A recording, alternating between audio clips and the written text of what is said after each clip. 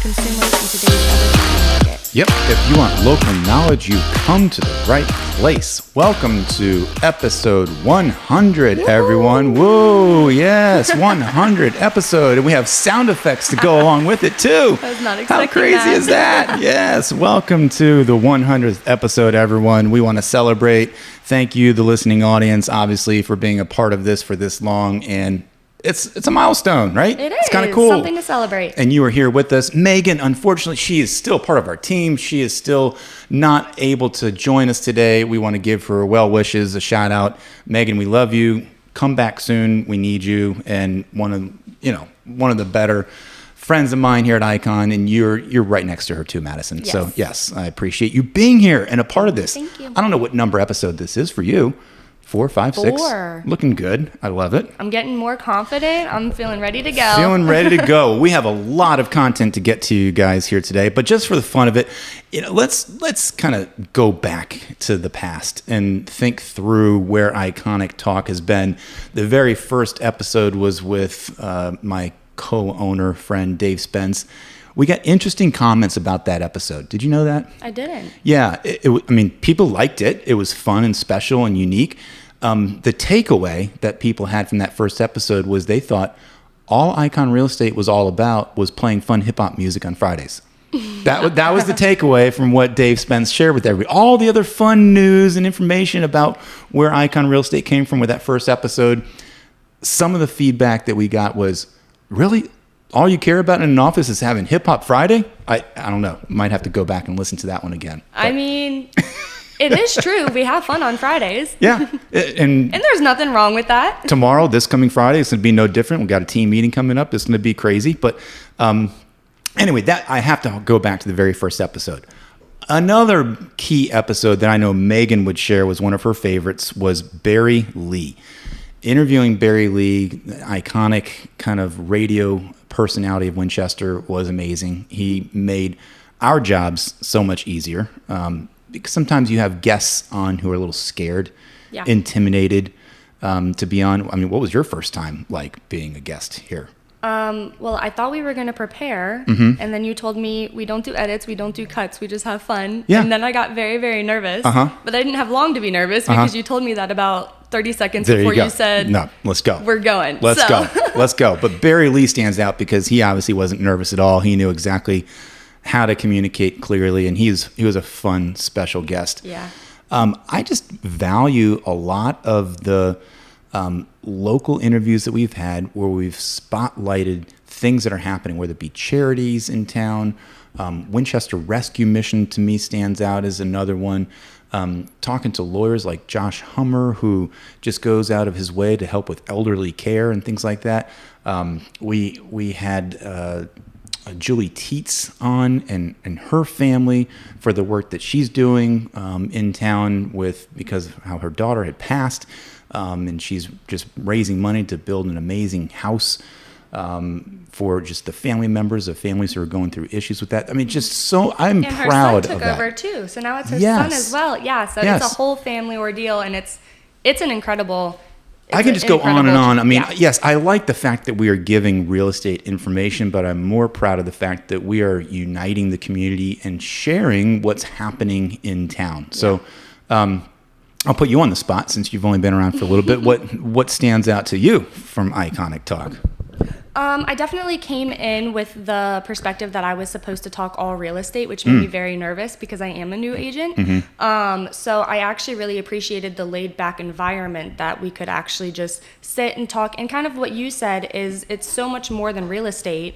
Being an entrepreneur or a small business owner or just any active community member, you need to know what's going on and see what's out there. And I think so many people miss all of the amazing things that Winchester has to offer. Yeah. So I love that we're shedding a spotlight on that. I found out about a couple awesome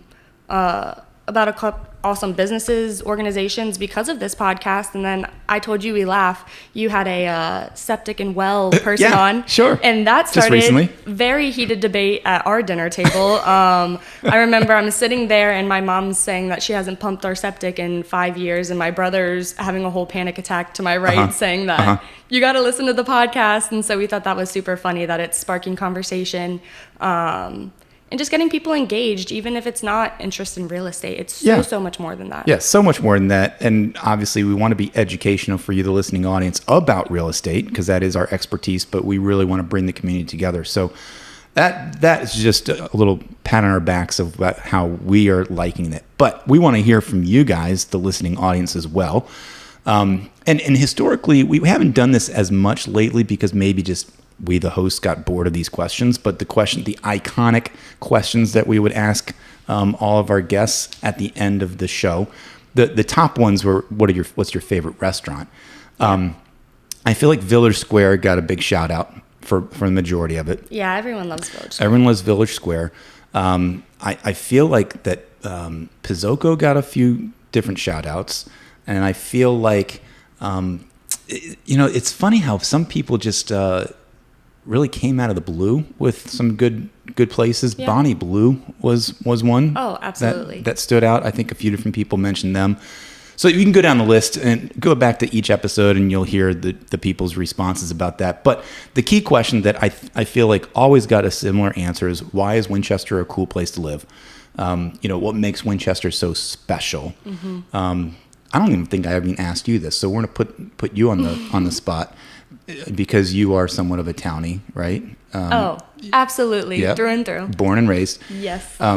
So give us your take, because I know what you're gonna say is similar to everybody else, but what makes Winchester a cool place to live? Now I feel pressured to be unique. Yes. No, don't be unique.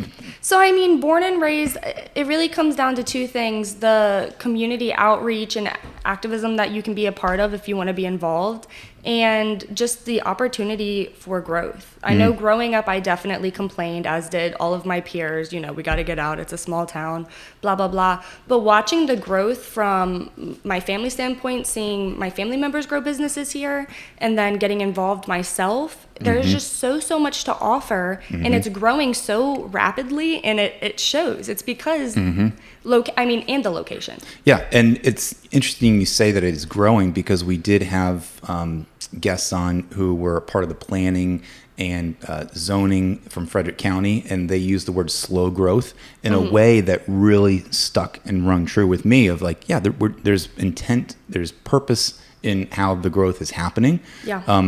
So we're not stagnant, but there is this slow progressive growth. So that was another interesting episode to go back through. But I think the common answer that I remember hearing is the people. What makes Winchester a cool place to live? What makes it so special? And time after time, it's the people that everyone relates to. I have several friends and people who came from, the North, New England, and that's just always known to be like a rough and tumble, get out of my way kind of crowd. And they're just like, they love the fact that they call Winchester the South. I don't call Winchester the South. No. But there's right there in the borderline of, Mason-Dixon line of where that stands, but just how the people stand out. You can smile at someone walking down the road and they're not going to look at you like you're a freak. They'll wave, they'll hold doors for you. Yes. And again, going to a place like Costco in town, for me, the over-under of seeing people that you recognize is at least 7 or 8 people, when you're shopping. You can't go anywhere. And to put a spotlight on that, what we were just talking about, and you said people came out of the woodwork with saying about their favorite businesses. Yep.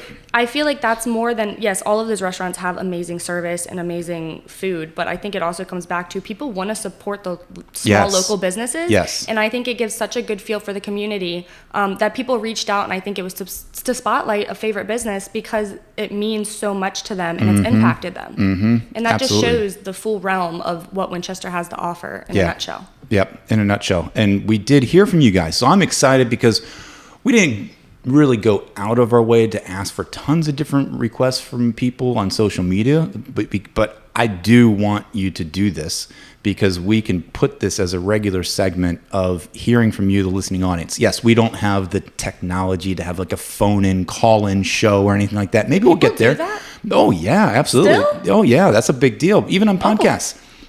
People can call in and they'll leave their name and number and a message and they'll say, here's what's going on. We haven't gotten to that technology yet. We're still very low budget. But we were able to elicit several questions from you guys, the listening audience. And you're asking, basically, ask us, the hosts, anything. Fire away. So we can have several different ones. Madison, fire away. Start us off with what questions came in from you, the listening audience.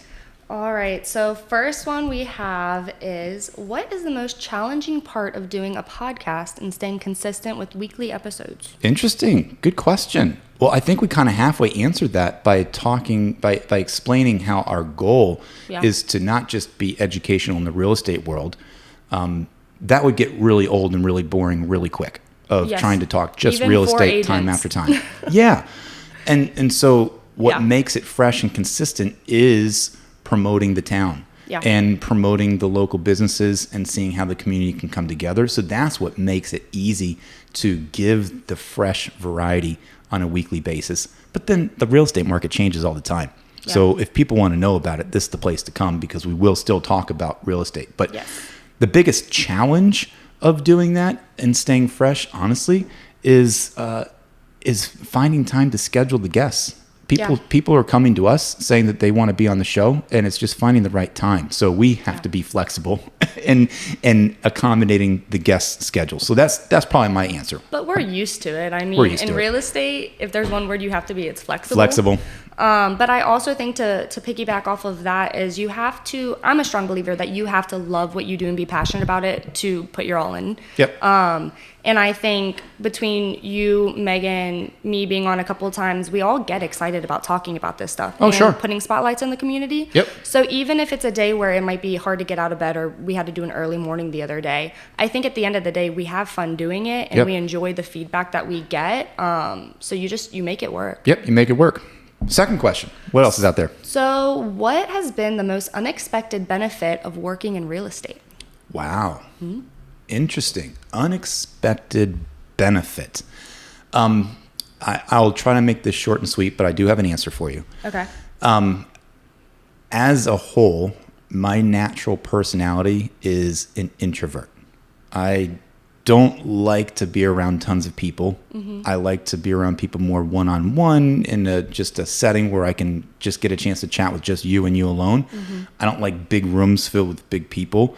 And so you would historically think that as a real estate agent, you're just this outgoing, extrovert kind of person. That's not me. Yeah. So for me, the unexpected benefit of being in real estate is I have grown in that world of being around crowds of people, understanding what it takes to engage people, and learning what makes other people tick. And so it's really the interpersonal relationships for me that I have grown in, and that has been a benefit to where then I can better relate to a wider mass of people, a wider audience base, because I'm exposed to more people. It sounds weird, but here I am in my 40s, and I'm still growing and learning, how to interact with people. But that is, for me, the biggest benefit of real estate is consistently being forced to interact with people and grow in that world. Yeah. How about you? What's your benefit as a newbie in the real estate world? I mean, I tell everybody, I love real estate because it checked all of my boxes. I can make my own schedule. I am fully in control. I get to help people. I get to have conversations with people. And I like to say it's on my time frame, but it's really not. That's one thing that was an unexpected. Yep. But it has just given me a drive. I used to be someone that really needed a schedule. I'm ADD. I need to have a strict, and real estate, every single day looks different. So I think for me, it's the discipline that's come with, and going back on what I said before, I'm passionate about it. So it's just honestly changed my life in so many ways because I love what I do. I'm driven to do it. And if you asked me 3 years ago if I would be here, I would laugh. Yeah. I would be like, no, I can't get out of bed early in the morning if I don't have somebody like calling me. So for you, the unexpected benefit is that you're being more structured and regimented in your days to be self-motivated. But it's surprising because I have the most freedom, and I'm the most disciplined. Yeah. So that was impressive. Very unexpected. That's impressive. But I think it comes back to just loving what you do. Yep. Third question. What is one thing, well, this kind of piggybacks off the last one. Nice. What is one thing that you do to de-stress, maybe after doing an event where you've talked and your social batteries out? Exactly, yes. But you also are a business owner, an active community member. I know you're involved with a lot of different or a lot of different things in the community, small businesses, and then you're also a husband and a father. I know you're not an empty nester yet, right? No, not yet. Close. 2 months? Couple months away. So what do you do after those long days where you're like, whew, I got to recharge my battery? Yeah. Well, like I admitted, it's not being around other people. My recharging is to be by myself. But yeah, it's going home, and I will look for any soccer game to watch on TV. I don't care how junky of a league it is. I will turn it on, and my wife's like, there's another game on. I'm like, well, there's a game on, so I'm going to watch it, So watching soccer is tops. Okay. And the more important the game, the more fun it is. Yeah. And I do go to the gym every now and then, as often as I can. Okay. And that's a helpful way to de-stress. And then lastly, if I feel like that I haven't gotten enough activity for the day, because constantly, time after time, it's like appointment, driving, sitting, there's not really a lot of that activity. I'll go take my dog on a walk. Calling you with 1,000 questions. New agent call, a lot of phone calls. Oh, Again, we hate that. I will go on a walk with my dog around the neighborhood without my phone. And that is amazing. And people are like, "Why aren't you listening to music? Aren't you listening to a podcast or something?" And nope. Give me my peace and silence with my dog walk. There you go. Yeah, no, I think every agent can probably relate to any time without your phone is blissful. It's a good thing, right? It's a good thing. But trust me, I'm always on it. Side note, my iPad is always with me as well. Being phone and digital with the iPad and what the world that can do, that's changed my life. But my wife has given it a name because she says it's the other woman in my life. And so I apologize to somebody listening who may or may not have this name, but she gave it kind of what she thinks is a derogatory woman's name. She calls it Betsy. So if you hear of the word Betsy being thrown around, that's referring to my iPad. Don't be concerned. Yes. No funny business over here. There you go. No. All right. So, what is behind the scenes as a life of being a realtor? I know sometimes the housing market can be booming or slow, so you constantly are working. Are you constantly working on something? And can you ever find time to get a break? Kind of what we just talked about. These questions are flowing one after another, not on purpose. They're just coming in. Yeah. This is a very timely question. So I can't remember who submitted this one. I would give you credit. Tomorrow in our team meeting for Icon, we're going to be exclusively talking and collaborating as a team of what to do with your downtime. Because there are seasons in real estate where it gets slower. So what do you do with yourself? Do you sit back and vacation and unplug? There's certainly a time and place for that. But there's also time and place for you to do other things beyond just what the general public thinks a real estate agent does, right? What people see as a realtor is, yes, you're out there showing houses. Yes, they know you're writing contracts. Yes, you're dealing with paperwork. But so many things go on behind the scenes as a real estate agent. So what we're going to talk about in our team meeting, without unveiling too much of our weeds and dirt as an agent, is to really unpack, what do you do to get the business? What can you do to stay ahead of the curve? Yes, if you're working on 3 or 4 or 5 deals right now, don't rest on your laurels and be like, oh, the work is done. What are you doing to pursue the next deal? What are you doing to pursue the next client? What are you doing to create more business for yourself? So we call that lead generation in our business. And that happens for most salespeople as well. But you constantly have to be pursuing business and learning how to go out and get the business for yourself. So in any person's sales job, you should be thinking that way. I'm also after our agents to say, don't just think that when December comes, the year is over, you take it off. Yeah. January is the very next month. And yes, you might think in a calendar year that, like, yes, I have goals for the year and I set them and met them and it's done. Now I get to refresh. Well, in November, December, you should be thinking about what's happening in January, February, and March. So there's constantly things. If I was to answer one thing of what goes on behind the scenes, it should be that as a realtor, lead generation. And what that looks like can be totally different to tons of people. But that is what any good agent should be doing when the housing market slows down, is to constantly find a way to promote yourself and to try to go out there and get business. Yeah. And even if the market is slow, that doesn't mean that you're not going to run into something where you need to be fully prepared too. So you always need to be on your toes. And so to plan ahead, it can't harm you. You can only do well. And I try to schedule my days and schedule my weeks in a way that allows for flexibility of schedule, to leave, the time frame between maybe 3:30 and 5 o'clock or 5:30 open, just for that opportunity. So when a lead does call and say, hey, I want to go see this house because the market is crazy, you have to be flexible enough to go do that. So it's strategically mapping out your day and your week to give yourself that space. Yeah, what I started to do, which has worked so well for me actually, is instead of making a schedule, because I will spend hours and hours on Sunday making a schedule and then Then you don't stick with it? Never work. Yeah. Well, that or something comes up and then and then everything gets pushed. And so what I do is I have 3 different categories. I have most time consuming, something you can get done within 2 hours, and then short-term tasks. And I have them all on a dry erase board. And then I see how I can file them in each day. I have so many that I have to mark off. So that way, if something runs into my day, I don't have the excuse to say, oh, well, so-and-so called me and I had to go and now everything's pushed, because things do not get done. So that's what I do. So I make my schedule in the morning, but I can do those things whenever I want. Sometimes I'm up till midnight because I slacked. Sometimes they're done at 10 a.m. and I'm like, ooh, now I've got the whole day. Yeah. And I'm very, that's good. I like that. And I'll tag on to that. I'll do something kind of similar where it's almost like top priority things of a checklist of things that I know I need to get done for the day or for the week. And then lower like wish list kind of items. And it's those wish list kind of items that sometimes get pushed to the next week because you were too busy to get it done. But if you get to those wish list items, that's a plus. That's a positive thing, because then you're doing things to grow your business. And this should go, again, this is advice and tips that go beyond real estate. I really think it's anybody who is a salesperson, entrepreneur, doesn't have a boss, you're doing it yourself. You've got to prioritize your times that way. Yeah. No, I totally agree. Love the question. So the next one is, can you share your perspective on the difficult market and share stories from downturns you have survived in the past? There seems to be a lot of doom and gloom right now in real estate and the economy is general. And I know you guys are very calming.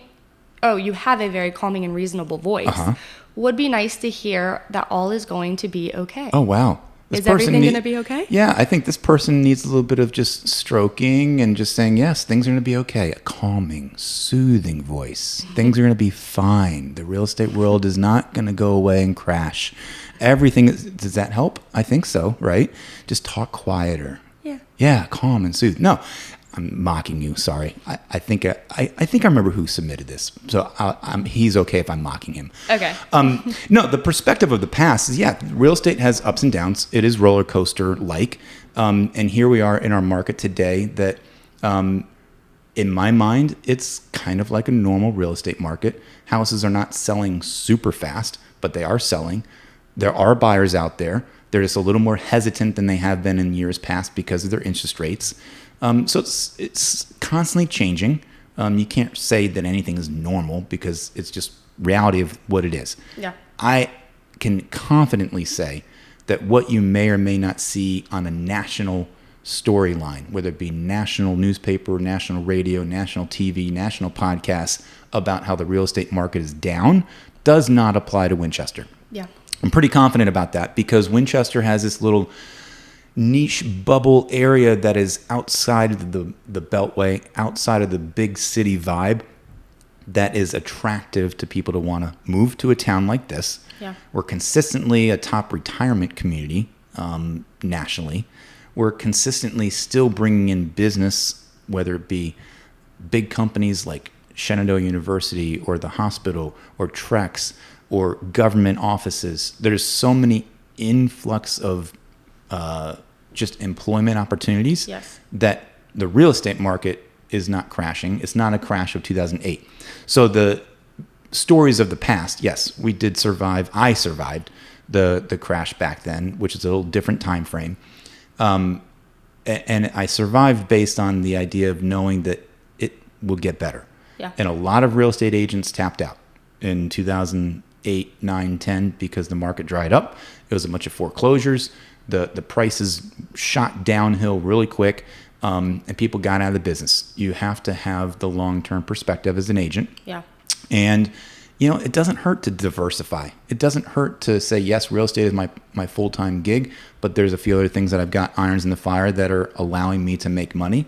And that's how I got by. Yeah. And that's helpful. And honestly, I can't remember the statistic, but I think it was about 30% of realtors are not going to renew their license in Virginia this year. Yeah. And everybody says that with such a dark, gloomy, in a dark, gloomy way. But the way I look at it is, do you want someone that's going to give up when the going gets tough? I mean, I look at that and I'm like, that's great. Right. That doesn't scare me. Fewer agents, the better. If you went to a job and you're going to a job interview and a bunch of people are leaving, I mean, I'd say, hey, this is my time to shine. It's going to go back up. And I mean, I also ask people one simple question. Are people going to stop buying houses? Nope. I mean, that's literally the core principle of what you need to survive. It's shelter. Yeah. It's always going to be there. Yep. It might be harder, but I mean, nothing worth having is easy. Yeah. And your budget might change and what you can afford might change and people will still be doing it. So love it. Good question though. And I'm sorry for mocking you. Yes. All right. Next. So how do you feel about the subdivisions that were okayed by the city and county years ago, but they're just now getting built? Oh, I think it's fine. How do I feel about it? I think it's great. I mean, again, it's all about the perspective of what our market and what our Winchester area is doing. Yeah, they might have gotten approved several years ago, and it would have been nice for them to have gotten built back then. But right now, they're assisting with this Winchester bubble kind of vibe that's going on because, man, they're flying out the door like hotcakes. Any new construction, they can't keep them for sale for more than a couple of days. And so there are subdivisions all around the county. I'm actually going to be closing on one next week. Awesome. Just did a walkthrough, and they are working hard to keep building those houses. And they're building them. I know affordable housing is always something that people talk about. They're not building huge mansions. Some are higher priced than others, but there's a whole variety of price points from sometimes 300s, 400s to 500s that you're going to be getting. And I like it. It doesn't bother me at all that it took years for the development to happen. I think it's helpful. There's a lot behind the scenes too, but I mean, I think that shows people have known the growth of Winchester and what it had to offer way before everything started. I know I drive now. I still can't get used to the new road. Yeah. I drive all the time. I still go the long way because Over which way? Which road? The new bridge. Oh, the crossover one. Yeah. That's great. Things like that. It's just I grew easier up to get here to Costco. And now I'm there like, you go. This is crazy. It's just crazy. Yep. So this one was my question, so I'm super excited to ask it. Boy. Okay. So what is one daily habit you think everyone could implement in their life to be more successful? Wow, to be successful. Well, this kind of goes back to what we were talking about of how you, as an entrepreneur or as a self-motivated salesperson, how do you exist and how do you be successful? To me, my easy answer is organization. It's being intentional with what you're trying to do each and every day. And it all stems from a bigger picture vision of writing out some sort of a yearly goal, writing out some sort of yearly kind of business plan, if you want to call it that, and then whittling it down to what do you do per each month? What do you do each week? What do you do each day? And if you have a game plan and can stick to it, that's what I would suggest drives success. And see, I think that's funny because I think I'm the polar opposite.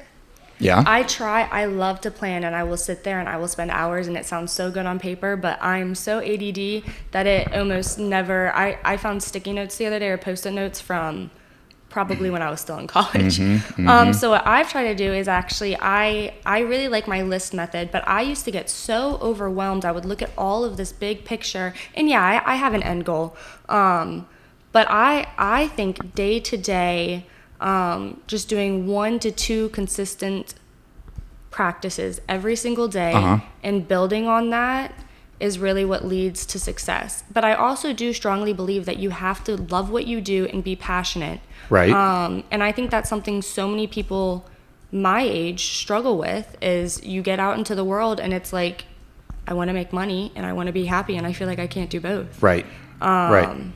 And so then I think you start to look at that big picture and you start to frame out the whole 1 year, 2 year, 5 year plan, and you look at it and it's just like, oh my gosh, where's the bridge? How do I get there? I think sometimes looking at the smaller steps of what can I do next week? What is doable next week? Yeah, okay. And next month to get to that goal. So I think it kind of builds on you. Similar. But I know, especially as a new agent, it just gets super, super overwhelming because you are just all over the place. I love that you said organization, because that is the one thing that I need to work on so badly. Real estate has taught me.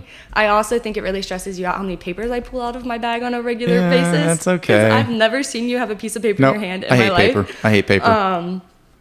But no, I do think it really just comes down to motivation, and you're in control of your life. If you want to get where you want to be and you have that 5-year goal, 10-year plan, no one's stopping you but you. Yeah.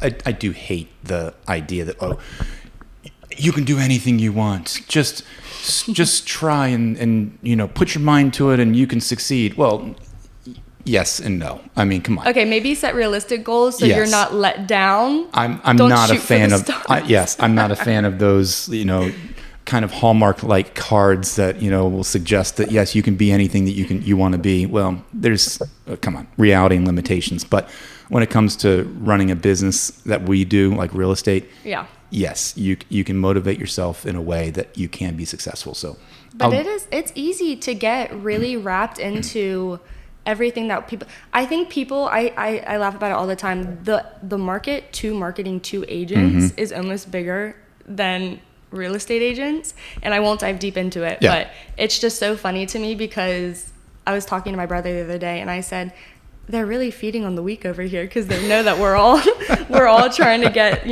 they promise that easy fix or something. I just think it's so funny because you said don't shoot for there are some, no, you're not going to get 1,000 leads in a week if you pay someone $1,000. There's a lot of fluff out there you got to filter through. Sure. Realistic, lists, and motivation. How many more questions do we have? I think we've got, go for it. Yeah. 2 more. Real quick. What do we got? All right, we'll wrap it up. Yep. So, do you think they need to reevaluated based on the current state of the area? Infrastructures. That was back to the neighborhood question. That was a follow-up of that one. Okay. Yeah. So, we already addressed that. All right. So, final question, and this is also one that Kathy submitted. What does the market look like for buying properties, rentals, that can be a source of income? So, we just spoke about it. She had some questions to follow up. We talked about what are landlords looking for and what it's like to rent. But a lot of people also are noticing that this is a really booming place for owning a rental for passive income. So what do you think the market looks like right now? Yeah. I mean, it's challenging to buy a lower priced house right now. There are plenty of first-time home buyers who are not finding the place they want. They are up against other multiple offers because anything in you're not going to find anything in the 100,000s. No. 200,000s maybe, and then you're pushing 300. So if you are looking to buy something that is going to be a source of rental income, generally speaking, you're looking for something in that price range. You're probably not going to buy a $300,000, $400,000, $500,000 house that you're going to rent. So it is challenging to find those places because if you're an investor, you're also up against those first-time home buyers, and that is probably the greatest, widest buyer pool of people that exist in our current market.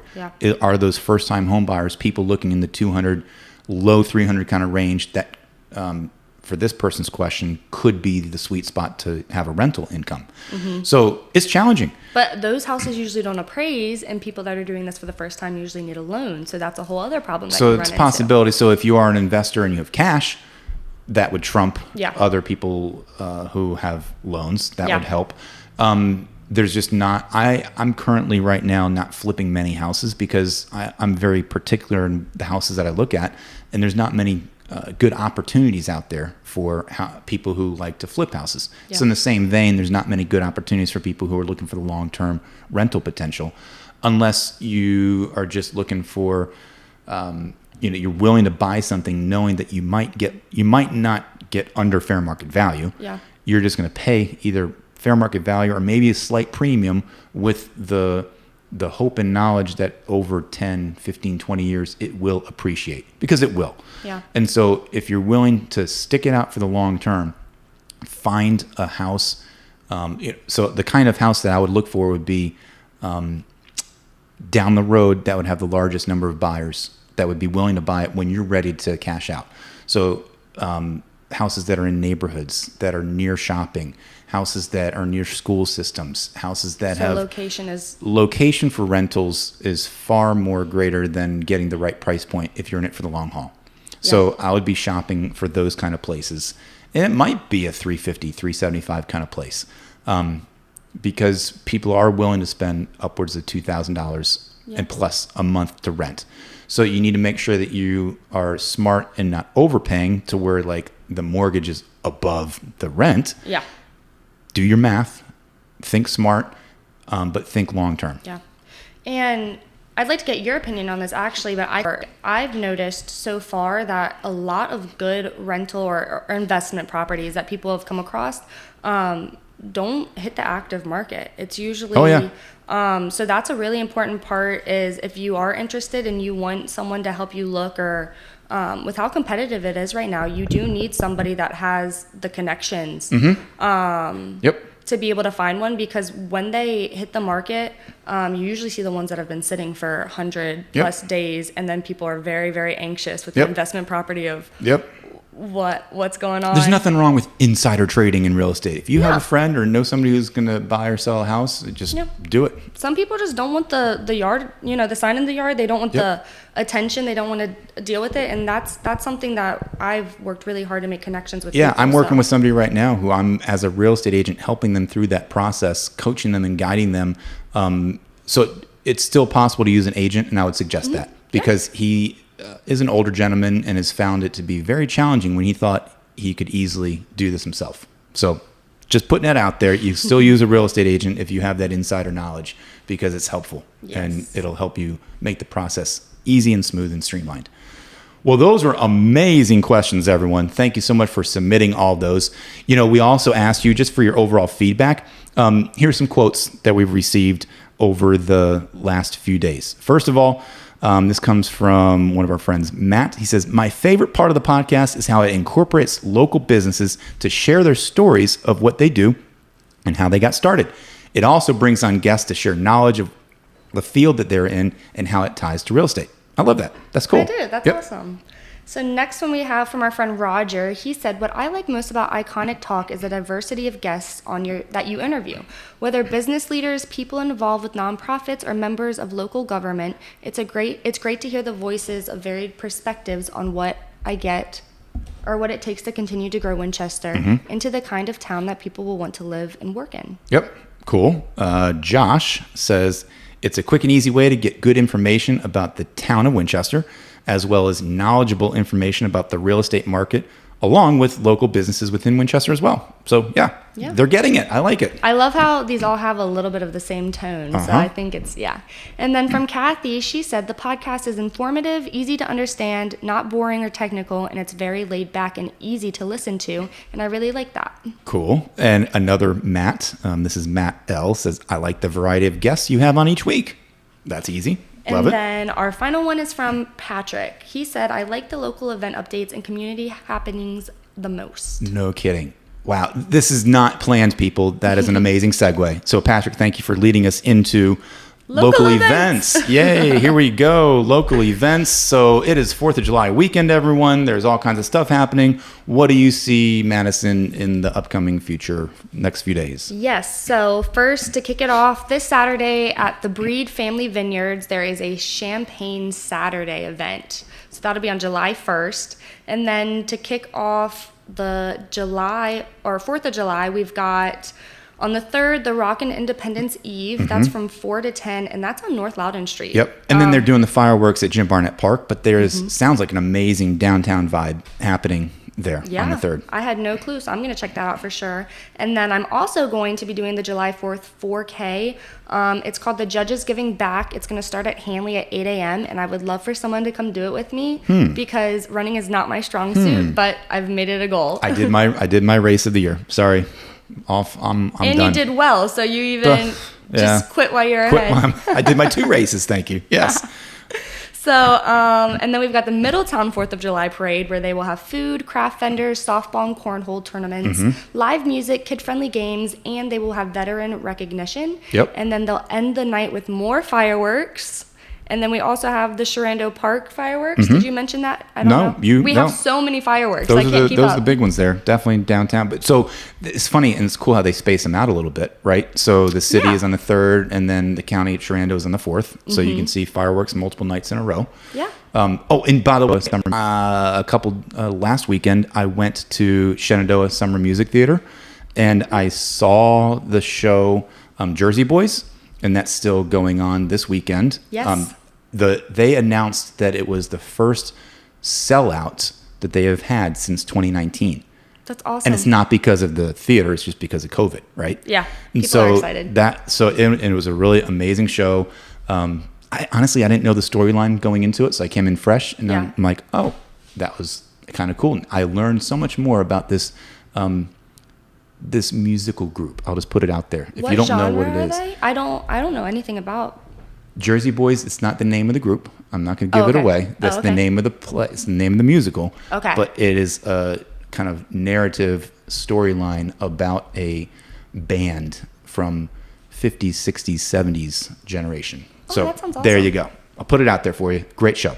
Might have to check it out. Well, thanks so much for joining us on this episode of Iconic Talk. We hope you learned something from today's episode and look forward to sharing more with you next week. Remember, when you look for a real estate professional, make sure they're experienced, innovative, personal, dedicated, and available. We appreciate you spending some of your valuable time with us, and we would love it if you would take a moment to subscribe and share this podcast with your friends. You can tell them that we can be found on Apple, Spotify, YouTube, or wherever you get your podcasts. Yep. Thanks to our editor extraordinaire, Simeon Battaglia, and our social media queen, Liv Gordon. Until next time, think iconic.